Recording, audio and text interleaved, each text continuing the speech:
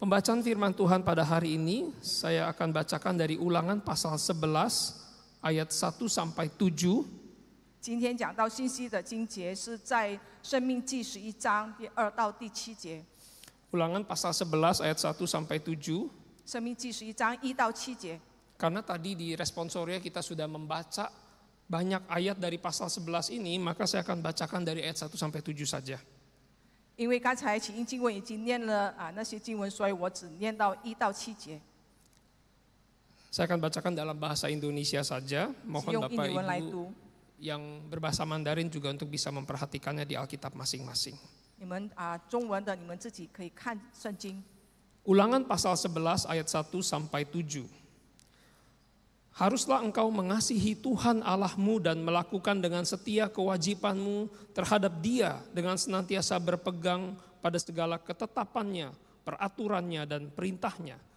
Kamu tahu sekarang, kukatakan bukan kepada anak-anakmu yang tidak mengenal dan tidak melihat hajaran Tuhan Allahmu, kebesarannya, tangannya yang kuat dan lengannya yang teracung, tanda-tanda dan perbuatan-perbuatan yang dilakukannya di Mesir terhadap Firaun, Raja Mesir dan terhadap seluruh negerinya, juga apa yang dilakukannya terhadap pasukan Mesir dengan kuda-kudanya dan kereta-keretanya, yakni bagaimana ia membuat air laut teberau meluap meliputi mereka ketika mereka mengejar kamu, sehingga Tuhan membinasakan mereka untuk selamanya.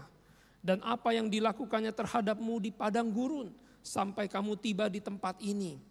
Pula apa yang dilakukannya terhadap Datan dan Abiram, anak-anak Eliab, anak Ruben, yakni ketika tanah mengangkat mulutnya dan menelan mereka dengan seisi rumahnya, kemah-kemah dan segala yang mengikuti mereka di tengah-tengah seluruh orang Israel.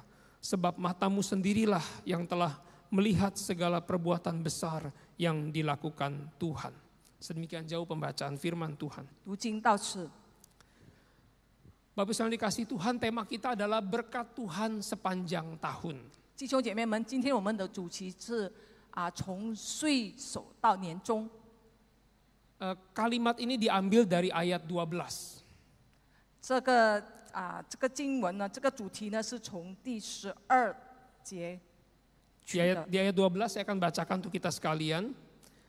Suatu negeri yang dipelihara oleh Tuhan Allahmu, mata Tuhan Allahmu tetap mengawasinya dari awal sampai akhir tahun.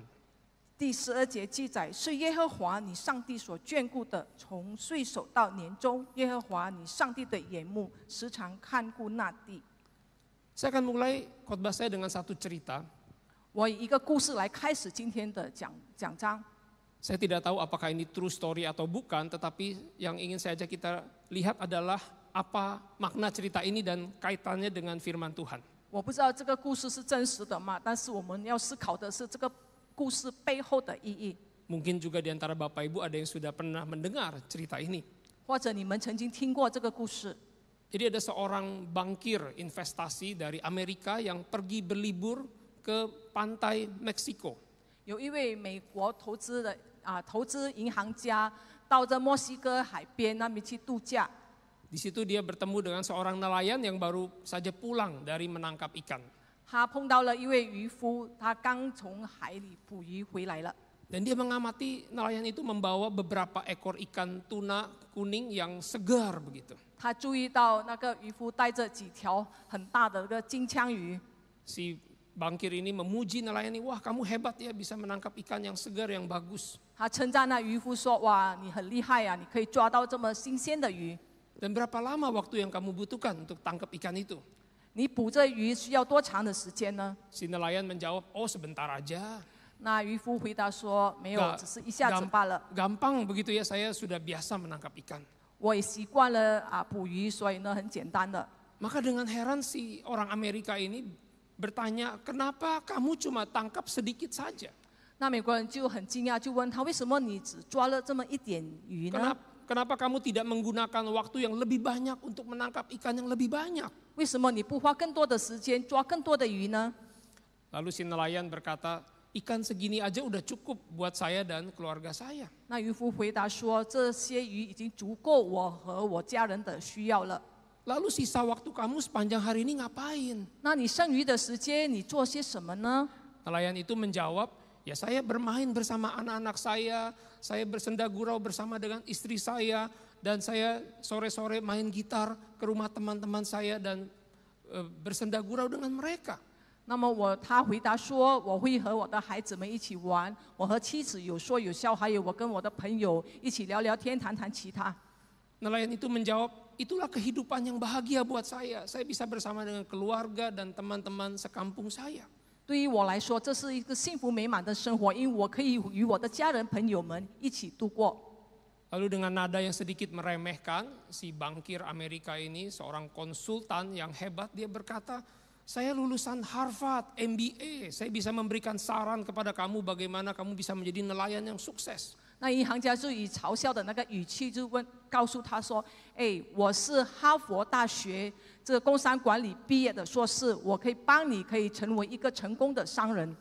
Seharusnya kamu menggunakan waktu lebih banyak untuk menangkap lebih banyak ikan, lalu kamu bisa menjualnya dan mendapat hasil yang lebih banyak, kamu lebih untung. 你应该用更多的时间去捕鱼，你捕的鱼更多的话，那么你就可以赚更多的利益，不是吗？” Dengan untung yang lebih banyak itu kamu bisa membeli beberapa perahu lagi, mengembangkan usahamu, bahkan kamu sampai bisa membuat tempat pengolahan ikan sendiri. 如果你有抓到更多的鱼，有很大的利润，那么你就可以开自己，你可以营业，可以一个企业家，那么你可以将你的鱼直接的销售。 Daripada kamu jual ke tengkulak, mendingan kamu olah sendiri, kamu kalengin sendiri, kamu jual, kamu ekspor dan sebagainya, kamu untung lebih besar begitu. 你可以出口将你的鱼卖到国外去，你就会有很大的利润，比你卖给那个中间商更好。 Lalu kamu bisa pindah dari Mexico City ke New York City dan mengembangkan usahamu di sana dengan lebih besar lagi. 你可以发展，你可以搬出这个乡村渔村呢，你可以到墨西哥城市，甚至到纽约市，你可以更扩展你的生意、你的业务。 Lalu nelayan itu bertanya, butuh waktu berapa lama? 那渔夫就问：这样的话需要多长的时间呢？ Ya kira-kira 15 sampai 20 tahun kata orang Amerika itu. 美国人回答：大概是15到20年吧。 Lalu setelah itu apa lagi? 那之后又怎么样呢？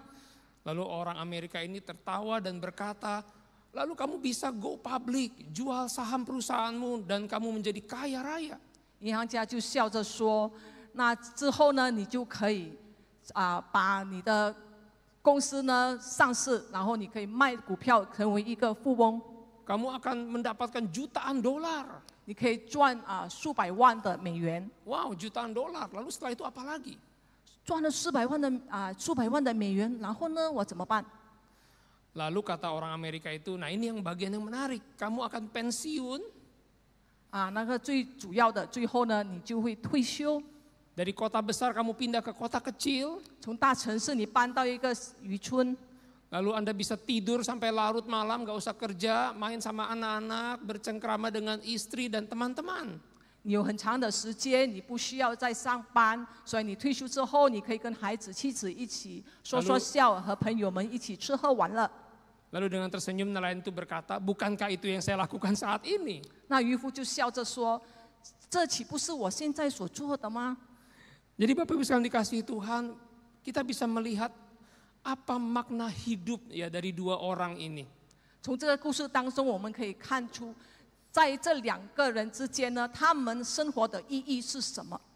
Kalau Bapak Ibu membaca website, mendengar cerita motivator, mungkin sudah banyak yang menafsir cerita ini. 如果你有看在网上有时常有讲到这个故事，就是有那些激励者，他们就时常讨论这个问题。 Ada yang mengatakan ini kisah mengenai makna hidup yang sederhana seperti seorang nelayan tadi. 有的人就是说，这个故事呢，就讲到像这个渔夫简朴的生活。 Kehidupan yang puas, kehidupan yang bahagia itu adalah seperti nelayan tadi yang merasa cukup, bisa makan cukup, bisa hidup dengan sederhana bersama dengan istri, anak-anaknya, orang-orang yang dia kasihi, teman-temannya, itu hidup yang bahagia buat dia. 是不是像这个渔夫，他觉得幸福美满的生活可以使他快乐的，就是与孩子、妻子和朋友们一起来度过那个时光。 Ada pula yang mengatakan bahwa kisah ini berbicara mengenai prioritas hidup. 有的人又说这个故事是讲到你们生命中主要的是焦点， Apa yang terutama di dalam hidup? 你生命中最重要的是什么？ Bukan pekerjaan, bukan semata-mata menumpuk kekayaan, tetapi bisa menikmati hidup bersama dengan orang-orang yang dikasihi. 并不是你的工作、你积累的财富，而是你与你爱的人、你亲爱的人度过那段的时光。 Maka dari cerita ini saya ingin mengajak kita merenungkan mengenai makna hidup kita. 从这个故事，我请大家一起来思考我们生命当中的意义是什么。 Dan tanggal 31 Desember ini adalah waktu yang tepat ya, sebelum kita nanti memasuki tahun yang baru kalau Tuhan berkehendak. Ini adalah waktu yang tepat juga untuk kita merenungkan apa arti hidup saya selama ini. 今年的最后一天，就是一个正确一个时刻，我们来思考我们过去的生活是怎么度过的，我们的生活意义又是什么。 Seperti tema yang kita akan renungkan, berkat Tuhan sepanjang tahun. 正如今天的主题，从岁首到年终蒙神的祝福。 Maka pertanyaan yang ingin saya ajak kita renungkan adalah, seperti apakah kehidupan yang diberkati Tuhan? 我们一起来思考，怎么样的生活才可以蒙福呢？ Seperti apakah kehidupan yang diberkati Tuhan? 怎么样的生活才蒙上帝的祝福呢？ Kalau kita bertanya sama nelayan Meksiko itu, 如果我们问这个墨西哥的渔夫呢， dia akan berkata kehidupan yang diberkati adalah kalau saya bisa merasa hidup sederhana, cukup bahagia dengan keluarga saya dan teman-teman saya, itu adalah kehidupan yang diberkati. 对他来说，如果可以和妻子、孩子、朋友们一起欢乐度过时光，那就是一个幸福蒙福的生活。 Kalau kita bertanya sama bankir investasi tadi, orang Amerika tadi, 如果我们问那个投资的银行家， mungkin dia akan berkata kehidupan yang diberkati itu adalah kalau saya mengalami financial freedom. 他可能会这么回答，就是如果我有财务的那个自由， Kalau saya bisa punya nilai saham jutaan dolar, saya jual, saya nggak usah kerja lagi, itulah kehidupan yang diberkati. Saya punya banyak uang mengalir sendiri begitu. 如果我拥有这数百万的这个股票的话，我就可以把股票卖掉，我可以享受人生，那就是幸福的生活。 Kalau Bapak Ibu bisa memilih, Bapak Ibu mau memilih kehidupan yang mana? Seperti nelayan itu atau seperti bankir itu? 如果让你们选择，你们会选择像渔夫的生活，还是像银行家的生活呢？ Atau Bapak Ibu punya versi sendiri kehidupan yang diberkati? 或者你们心中已经有你们所谓的这个幸福生活的另一个版本？ Mungkin bagi Bapak Ibu yang bergumul dengan sakit penyakit selama ini, Bapak Ibu berkata kehidupan yang diberkati adalah kalau saya bisa sembuh, kalau saya bisa punya tubuh yang sehat dan saya bisa beraktivitas seperti semula. 如果你们在软弱生病当中，当然你们认为幸福的生活、蒙福的乃是你的病可以得医治，拥有健康的身体。 Atau bagi Bapak Ibu yang bergumul dengan ketidakharmonisan dalam keluarga, Bapak Ibu akan berkata kehidupan yang diberkati adalah kalau kami sekeluarga bisa kembali akur, harmonis, hidup dalam damai. 要是你们在你们家庭当中不和谐，为这件事情挣扎，当然你们希望幸福蒙福的话，指你们的家庭可以和睦共处。 Atau di antara Bapak Ibu yang sedang bergumul dengan kesulitan ekonomi, Bapak Ibu akan berkata kehidupan yang diberkati Tuhan adalah kalau saya mengalami kehidupan yang mapan, yang terjamin hari esok saya dan keluarga saya. 要是你们经济困难，面对经济困难，当然你们希望你们经济上的问题可以解决，你们可以不用再为明天忧虑，那就是幸福。 Maka apa makna kehidupan yang diberkati itu Bapak Ibu? 那蒙福的生活是什么意义呢？ Nah kalau kita sebagai anak-anak Tuhan tentu kita ingin bertanya kepada Tuhan seperti apa kehidupan yang diberkati itu. 身为上帝的儿女，我们当然会问上帝，到底一个幸福美满蒙福的生活是怎么样的？ Kita bisa meyakini bahwa versinya Tuhan, kehidupan yang diberkati versinya Tuhan itu adalah yang terbaik buat kita anak-anak Tuhan. 我们可以肯定的，上帝所谓的蒙福生活，乃是最好的。 Karena dialah pencipta kita, dialah yang memberi berkat kepada kita. 他是赐福的源头，他是创造我们的神。 Dan kita mau melihat kitab Ulangan ini adalah kitab yang tepat untuk kita merenungkan seperti apakah kehidupan yang diberkati Tuhan. 生命记这一篇经文呢，就是讲述到上帝要上帝就是蒙福的生活是怎么样的。 Mereka bangsa Israel yang menerima kitab ulangan ini, yang mendengar khotbah Musa itu sudah hampir sampai ya selangkah lagi masuk ke tanah Kanaan itu. 那些以色列人听到摩西所讲的，就是借着这个经文《生命记》的经文呢，对他们所说的话，就是当他们要就是要已经到了迦南地，就是那时候，就是他们将近迦南地的那个时刻。 Tinggal nyebrang satu sungai Yordan itu, maka mereka akan masuk ke tanah Kanaan, masuk ke dalam kehidupan yang diberkati Tuhan. 他们只需要过了那个约旦河，就可以到了这个应许之地，上帝蒙福的那个地。 Karena itu melalui Musa, Tuhan perlu menjelaskan seperti apa kehidupan yang diberkati Tuhan dengan segala macam. Kalau hari ini ada term and condition, ya, syarat dan ketentuannya begitu. 因此，摩西必须要向以色列人说明，就是声明说。 在迦南之地、应许之地的生活是怎么样的？在他们还没有进入之前，上帝借着摩西对他们说。Kalau kita melihat di pasal 11 ada 3 hal yang Tuhan sampaikan. 如果我们看第11章，有三件事情上帝对他们说的。Pertama, tanah itu ya adalah anugerah Tuhan. 第一，那个地乃是上帝的恩典。 Tanah perjanjian yang akan mereka masuk itu adalah pemberian Tuhan.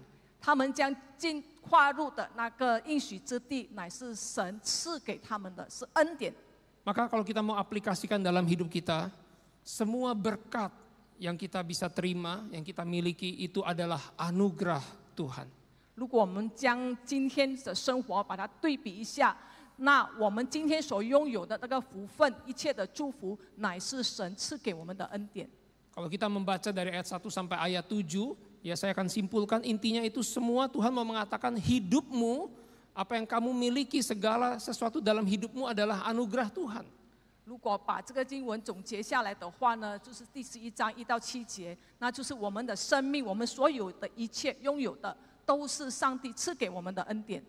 Israel bisa ada sampai saat itu semua karena kebesaran Tuhan, tangan Tuhan yang teracung yang menolong mereka menghadapi Mesir, memimpin mereka di perjalanan padang gurun. 以色列能有那一段时间以色列还存在的话呢，那就是一切上帝伟大的作为，上帝如何带领他们从埃及出来，帮助他们一路上走旷野之路。 Demikian juga dengan hidup kita. 我们的生命也是如此。 Kalau kita bisa melangkah sampai akhir tahun ini, itu semua karena anugerah Tuhan, Bapak Ibu. 如果我们可以一步一步走到这个年底，那一切都是上帝的恩典。 Tuhan sudah menyatakan anugerah yang terbesar. Dia mati di atas kayu salib, Dia menyelamatkan kita, Dia memimpin hidup kita, Dia memelihara sampai saat ini. Itu semua karena tangan, kuasa Tuhan, kebesaran Tuhan yang menyertai kita. 而最大的恩典乃是上帝已经为我们死在十字架上，他带领我们的生命，我们所有的一切都是因为他的作为，我们才有今天。 Maka di jam-jam terakhir, sebelum kita nanti countdown ya, kita masuk ke tahun yang baru, mari kita merenungkan hidup kita selama ini. 在今年的最后那一刻，就是当我们还没有倒数2023年将接近尾声的时候，我们一起来思考上帝在我们生命当中所做的一切。 Mari kita mengingat, menghitung setiap berkat Tuhan di dalam hidup kita. 我们要纪念并且数算上帝的每一个恩典。 Kalau kita melihat ya, ayat 11 dan 12 di situ ada satu kata dipelihara Tuhan, itu dari bahasa Ibrani daras. 如果我们看有一段他写到就是蒙神的眷顾，那是从希伯来文 daras， 这个是原文。 Daras ini artinya adalah Tuhan menjaga, ya Tuhan memelihara, Tuhan memimpin sepanjang tahun dari awal sampai akhir tahun. Itu satu penjagaan khusus dari Tuhan buat setiap anak-anaknya. daras 的意思就是说，有上帝对于以色列人有特殊的一个待遇，就是从岁首到年终，上帝不断的看顾保守。 Ya sama seperti orang tua, Bapak Ibu menjadi orang tua, kita selalu menjaga anak kita juga, memelihara hidup mereka, mengawasi mereka sepanjang hari kalau anak-anak masih kecil ya. Maka Tuhan juga seperti itu, Dia memimpin, memelihara hidup kita sepanjang tahun ini. 就像屏幕上所显示的，就是一个家长如何看顾那孩子在骑脚踏车，恐怕他跌倒，上帝也是如此的看顾我们，保守我们的生活。 Maka kita mau bersyukur ya, bersyukur kepada Tuhan yang begitu mengasihi kita dan memelihara kita. 我们要感谢上帝的看顾与保守。 Itulah sikap yang tepat ya, ketika kita menyadari berkat adalah anugerah atau pemberian Tuhan, maka kita mau terima, kita mau syukuri itu semua. 这就是正确的心态。我们知道我们一切所拥有的是从神而来，所以我们要以感恩的心来感谢我们的上帝。 Dan sikap yang kedua yang bersamaan dengan itu, ketika kita bersyukur, kita juga makin tahu diri. 第二点就是，除了我们要感恩，我们也要有质量。 Kita tahu diri, kita sadar diri bahwa semua yang kita miliki, semua yang kita bisa terima dan kita alami selama ini, itu semua karena berkat, pemeliharaan dan anugerah Tuhan. 我们要意识到，我们所拥有的一切，一切我们生命的存在，都是上帝的恩典。 Kita tidak bisa berkata, ini semua karena kehebatan saya, karena strategi saya, karena kemampuan saya, karena koneksi saya, kuasa saya dan sebagainya. Kita nggak bisa mengatakan itu semua karena saya. 我们不能够说，这次一切我靠我自己的力量、我的聪明、我的智慧，我们可以拥有这一切。我们不能这么说。 Kita hanya bisa berkata itu karena kebaikan Tuhan di dalam hidup saya. 我们只能够说，因为上帝的怜悯、他的良善在我生命当中。 Maka kita tidak sepatutnya menjadi sombong. 我们不要骄傲， Kita sepatutnya menjadi orang yang tahu diri, ya, rendah hati di hadapan 我 Tuhan. 们要谦卑，我们要质量，在神的面前，我们是微小的。 Di pasal 8 ayat 12 sampai 14, di situ Tuhan berkata, Ulangan pasal 8 ayat 12 sampai 14. 在申命记8章12到14节， Apabila engkau sudah makan dan kenyang, mendirikan rumah yang baik serta mendiaminya, apabila lembu sapimu, kambing dombamu bertambah banyak, emas perakmu bertambah banyak, segala yang ada padamu bertambah banyak, jangan engkau tinggi hati sehingga engkau melupakan Tuhan Allahmu yang membawa engkau keluar dari tanah Mesir, dari rumah perbudakan.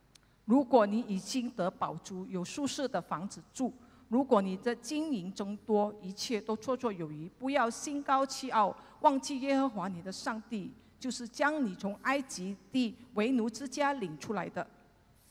Ayat 18 Tuhan berkata, haruslah engkau ingat kepada Tuhan Allahmu, sebab dialah yang memberikan kepadamu kekuatan untuk memperoleh kekayaan dengan maksud meneguhkan perjanjian yang diikrarkannya dengan sumpah kepada nenek moyangmu. 第18节，你要纪念耶和华你的上帝，因为得获财的力量是他给你的，唯要坚定他向你列祖起誓所立的约，来彰显他的信实。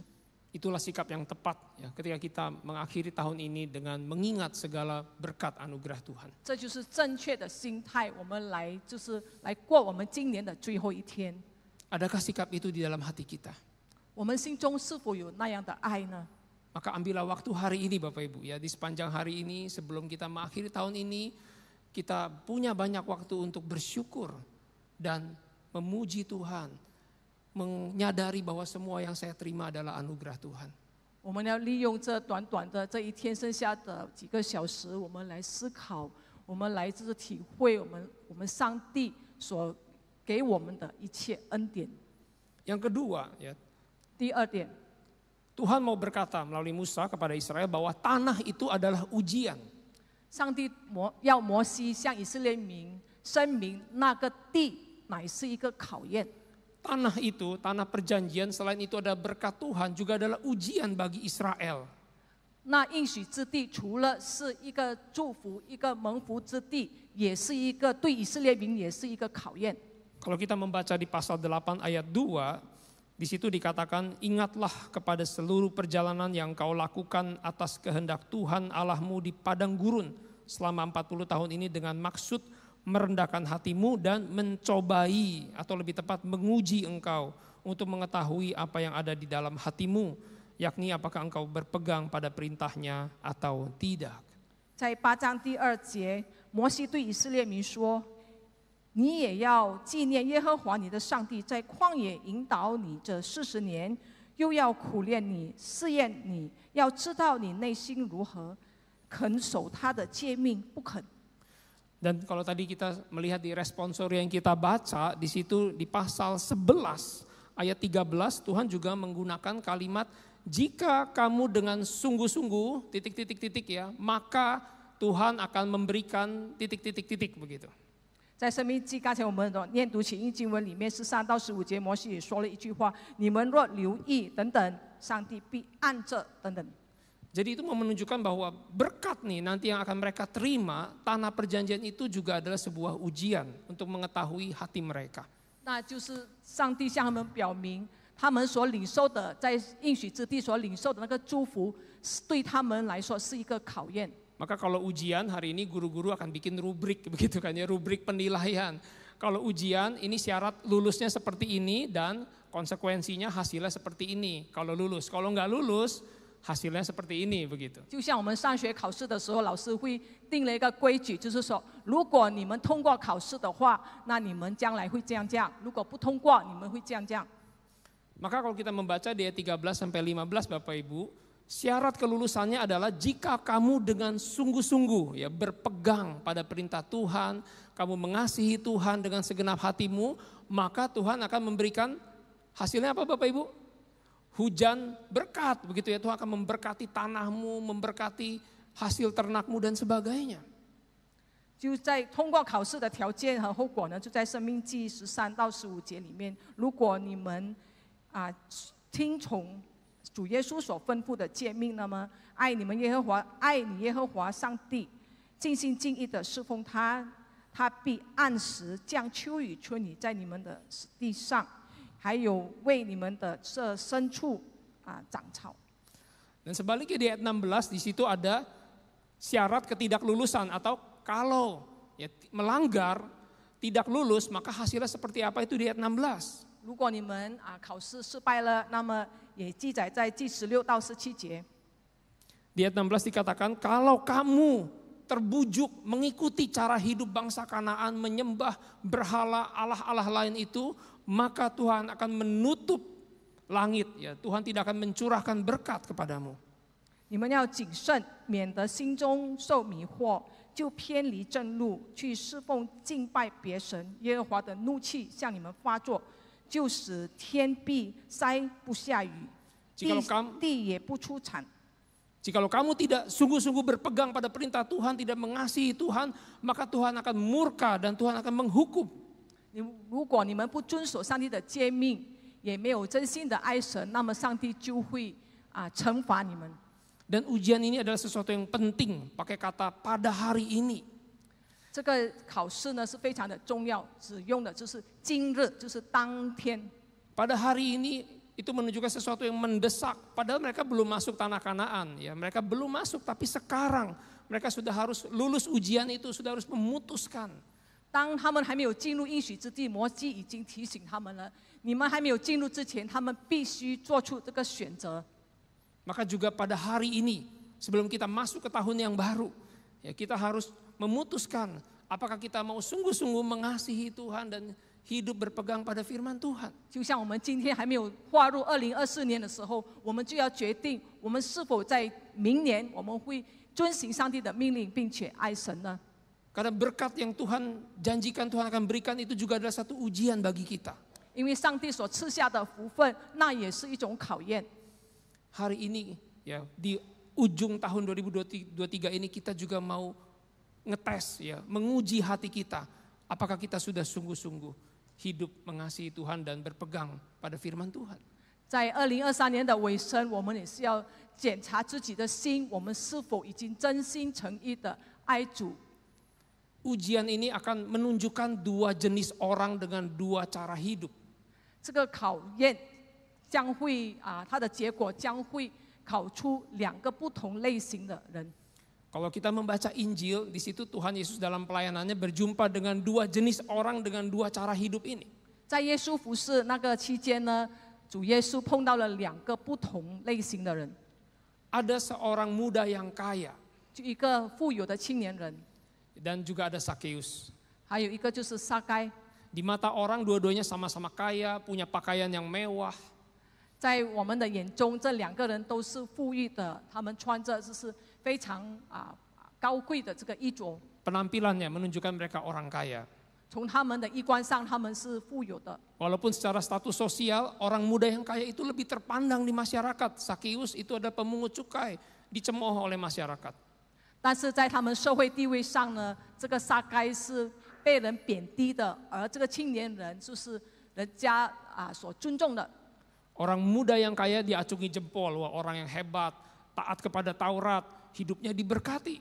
那年轻人就是被当时的人就是点赞，他的生活充满了神的祝福。 Kalau Sakius mungkin digini, begitu ya, orang yang memungut pajak berlebihan, orang yang ikut-ikutan dengan penjajah, bekerja pada penjajah dan sebagainya.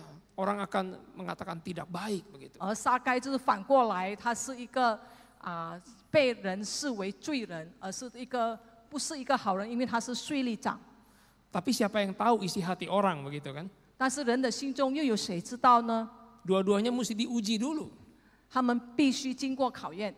Maka ketika mereka berjumpa dengan Tuhan Yesus, disitulah ujiannya. 当他们见到耶稣之后，那正是这是考验他们的时刻。 Orang muda yang kaya itu kelihatannya dari luar tampak saleh, sudah melakukan semua perintah hukum Taurat. 这年轻人看起来是非常的这个神圣的，就就是一个很虔诚的人，他已经遵守了一切犹太人的律法。 Tapi ketika Tuhan Yesus menyuruh dia menjual semua hartanya dan memberikannya kepada orang miskin, ia pergi dengan sedih. 当主耶稣叫他卖掉所有的财富，那么跟随耶稣的话，他就忧忧愁愁的走了。 Karena di dalam hatinya sesungguhnya dia bukan seorang yang mencari Tuhan, tapi mencari berkat. 他在他的内心深处，并不是真正的要求主，而是要求祝福。 Kelihatannya sungguh-sungguh mencari Tuhan, ingin melakukan kehendak Tuhan, tetapi pergi dengan kecewa karena tidak mendapatkan berkat. 他看起来是好像很虔诚，真的向主祈求，但是呢，后来主耶稣说了，叫他变卖财产的时候呢，那么他就忧忧愁愁的走了，因为他的心中是要的是那个福分，而不是真正的寻找上帝。 Dia tidak lulus ujian. 他没有通过考试。 Sebaliknya Sakeus. 相反的，这个撒该呢， Sakeus lulus ujian. 他通过了考试， Karena dia bertobat dan dia sekarang mencari Tuhan. 他已经悔改了，他寻求的乃是上帝。 Dengan sukacita dia menerima Tuhan di dalam rumahnya, di dalam hatinya. 他以喜乐的心，就是接待主耶稣，在他的家中，也在他的心中。 Dan dengan sukacita pula ia rela membagikan separuh hartanya kepada orang miskin. 他也乐意的将一半的财富分给穷人。 Bahkan dia berjanji akan mengembalikan 4 kali lipat kalau ada yang dia peras dari orang lain. 甚至他承诺了，就是将他的这个钱财呢4倍归还给那曾经他勒索过的人。 Maka Sakeus adalah seorang pencari Tuhan, bukan pencari berkat. 撒该是一个寻找上帝，并不是寻找祝福的人。 Kalau kita mau simpulkan seperti ini, ada 2 cara hidup. Yang manakah kita? 如果我们总结来看，就是这个列表上的有2种的生活方式，我们是属于哪一种呢？ Kalau seorang pencari berkat, dia mencari Tuhan demi berkat. 如果一个寻求祝福的人，他寻求上帝是为了得到那个祝福， Dia melayani Tuhan demi berkat. 他服侍是为了得到上帝的祝福。 Dia kecewa juga kepada Tuhan kalau tidak mendapat berkat. 如果他得不到那个祝福，他就对上帝失望了。 Berkat adalah segala-galanya, Tuhan cuma sarana untuk dapat berkat. 祝福是他的一切，上帝是次要的。 Sebaliknya, seorang yang mencari Tuhan berbeda cara hidupnya. 相反的，一个寻求主的人，他的生活方式不同。 Dia mencari berkat demi Tuhan. Tuhan adalah tujuan akhirnya. 他寻求祝福，因为是他要寻找上帝，那上帝是他的最终的目的。 Dia melayani Tuhan dengan rela memberi berkat. 他服侍上帝是为了要赐福， Dan dia tetap bersyukur kepada Tuhan karena dia memiliki Tuhan sekalipun harus kehilangan berkat. 他得不到祝福的时候，也依然感谢神，因为他所要求的是神，而不是祝福。 Karena Tuhan adalah segala-galanya. 因为神 Berkat 是他 cuma 的一切 sarana.，神是他的一切，祝福乃是一个可有可无的。 Maka di antara kita Bapak Ibu sekalian, yang mana ya? Apakah kita seorang pencari Tuhan atau seorang pencari berkat? 我们是属于哪一种呢？是寻找这个祝福的，还是寻找神的呢？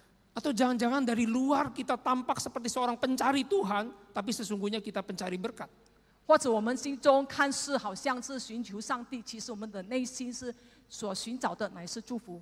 Dan hanya Tuhan yang tahu isi hati kita. 唯有神知道我们的内心。 Dan berkat itu adalah ujian untuk mengetahui isi hati kita.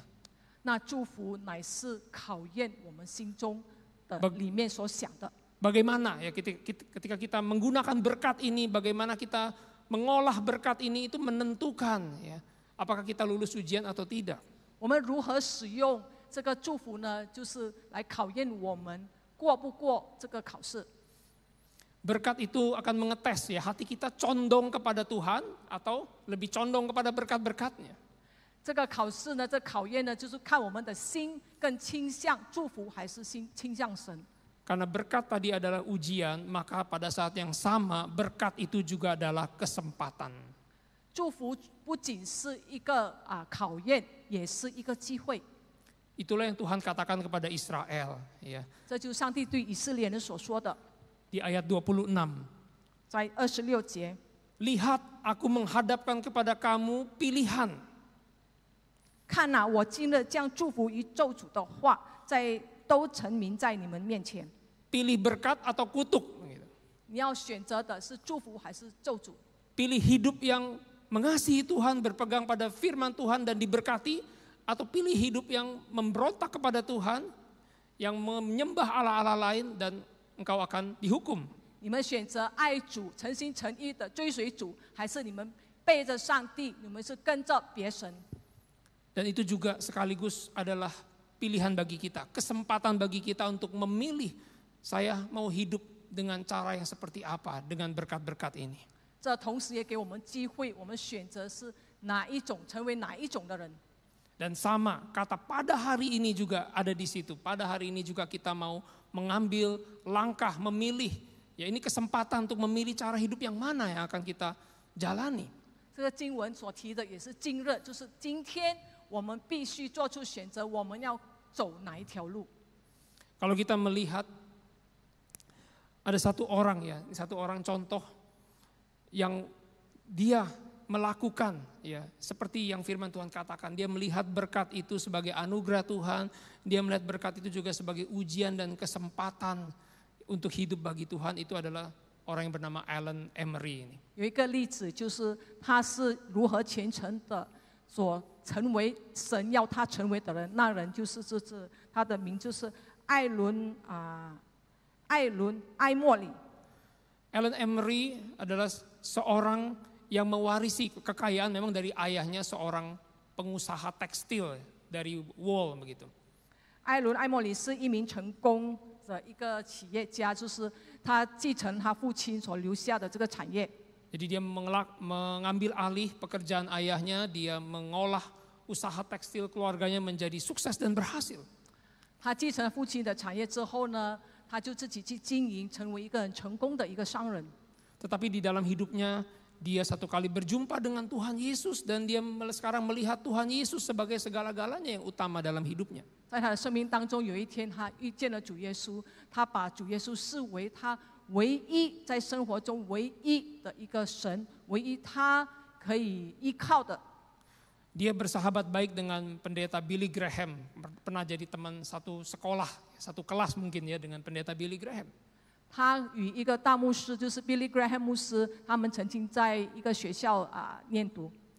Pendeta Billy Graham berkhotbah, tetapi dia seorang pengusaha. Billy Graham 成为一个牧师在讲道，而他是成为一个企业家。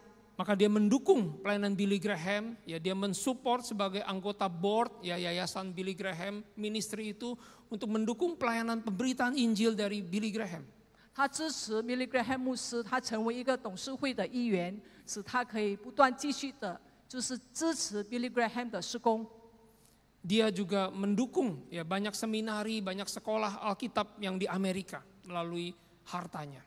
透过他所拥有的财富，他也支持的很多神学院，还有许多这个服饰的机构。 Dan di rumahnya, ya sekalipun dia seorang pengusaha yang sibuk, di rumahnya dia secara teratur bikin kelas PA, kayak kelompok kecil pemahaman Alkitab begitu. 他是一个很忙的商人，但是他在家中，他也定时成立了这个查经班。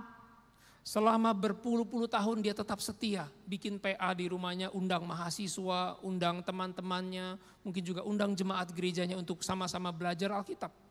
他就是很忠诚的，就是这几十年都是这么过的。他请了这个大学生，还有他的朋友，可能是教会的会友，到他家里来一起来思考查经。 Dia seorang yang setia, hidup untuk Tuhan. 他是一个忠诚为主而活的。 Satu kali dia pernah berkata, 有一天他这么说： ketika saya pergi ke gereja, seperti Bapak Ibu hari ini pergi ke gereja hari ini, 他有一天他说，如果我到教会，就像我们今天这样，我们来到教会， dia berkata rumah yang saya tinggalkan bisa saja terbakar. 我住的家可能会着火， Karena itu bisa saja saya pulang ke rumah nanti dengan keadaan rumah yang sudah terbakar. 我还没有回家之前，我的家已经被火烧了。 Karena itu saya memegang berkat dengan tangan terbuka. 因此，我是以张开我的这个手来接受上帝的祝福。 Dia memegang berkat bukan dengan tangan yang tertutup, yang merasa seolah-olah miliknya semua, tapi dia memegang berkat dengan tangan terbuka, dengan percaya kepada pemeliharaan Tuhan dalam hidupnya. 他就是学着他放着手来领受上帝给他的祝福。 Dan dia juga melihat kesuksesan dengan satu sikap yang rendah hati. 他以谦卑的心来看待这个成功。 Dalam hidupnya dia pernah tulis satu buku, itu judulnya Kura-kura di Atas Pagar. 在他的生命当中，他曾经写了一本书，那个书名叫做栅栏柱上的乌龟。 Buku yang berisi kesaksian hidupnya, pengalaman hidupnya bersama dengan Tuhan dan pelayanannya. 内容就是写到他关于他的见证，他与神之间所经历的和他所吸收的教训。 Dia melihat dirinya seperti kura-kura itu, Bapak Ibu. 他把自己视为那只乌龟。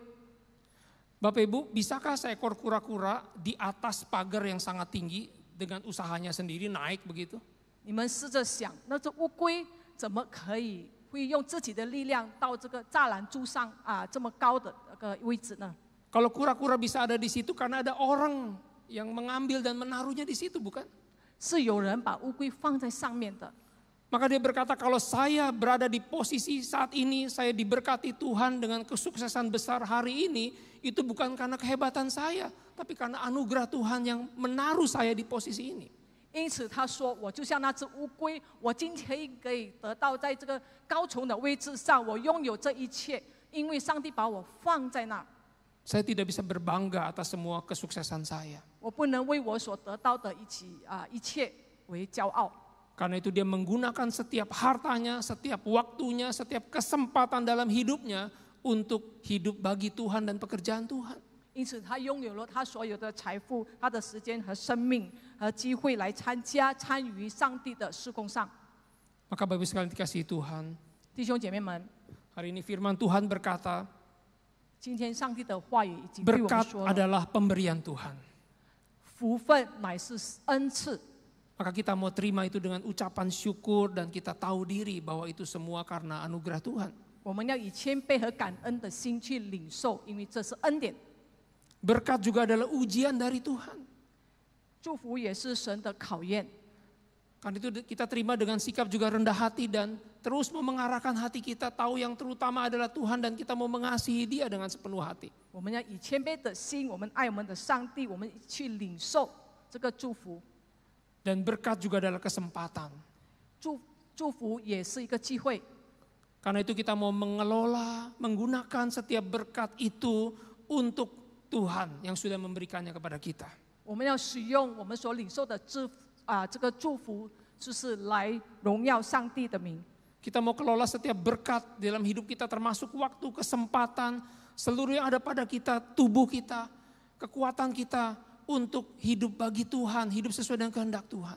我们要使用我们生活的一切来为主而活。Karena berkat adalah kesempatan, kita tidak juga mau malas-malasan, kita mau giat bekerja untuk Tuhan. 我们要努力的为主工作，我们不能够贪婪。 Ketika kita giat bekerja di dalam pekerjaan kita masing-masing, usaha bisnis kita, itu juga adalah untuk Tuhan, bukan? 如果我们努力在我们营业上，我们努力的话，那么我们也是为主而做的。